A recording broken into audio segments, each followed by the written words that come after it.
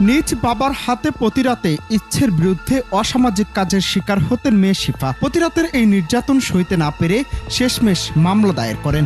সে মামলায় গ্রেপ্তার হয়ে জেল খেটে সম্প্রতি জামিনে মুক্তি পায় বাবা আব্দুস সাত্তার। এরপর সেই ক্ষোভে রাতে ঘুমের ওষুধ খাওয়ানোর পর আজ ভোরের দিকে ধারালো অস্ত্র দিয়ে হত্যা করে বাবাকে। পরে জরুরি সেবা 999-এ কল করে পুলিশকে শিফা বললেন, বাবাকে মেরে ফেলেছি, আমাকে ধরে নিয়ে যান। নিজ বাবার হাতে মেয়ে নির্যাতনের শিকার, আবার সেই মেয়ের হাতি বাবা।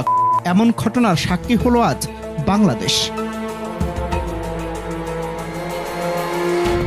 বাবা আব্দুস সাত্তারের নামে 2022 সালে তার মেয়ে শিফা নাটোরের সিংড়া থানায় একটি ধর্ষণের মামলা দায়ের করেছিলেন। ওই মামলায় সাত্তার দীর্ঘদিন কারাগারে ছিলেন। জামিনে বের হয়ে আবার মেয়ের সঙ্গে থাকতে শুরু করেন। তবে ওই মামলার জেরে বাবা মেয়ের মধ্যে বনিবনা হচ্ছিল না। মেয়েকে মামলা তুলে নেওয়ার জন্য বিভিন্নভাবে চাপও দিচ্ছিলেন সাত্তার।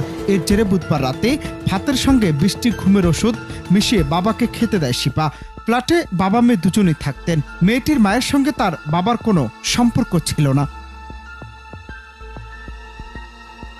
আজ বৃহস্পতিবার ভোরে সাভার পৌর এলাকার মজিদপুরে একটি 5তলা ফ্ল্যাটে এ ঘটনা ঘটে। ঘটনায় পুলিশ বলছে, নিহত আব্দুস সাত্তার নাটোর জেলার সিংড়া থানার ভগা গ্রামের বাসিন্দা। তিনি তার 23 বছর বয়সী মেয়ে জান্নাতকে নিয়ে ওই ফ্ল্যাটে বসবাস করছিলেন।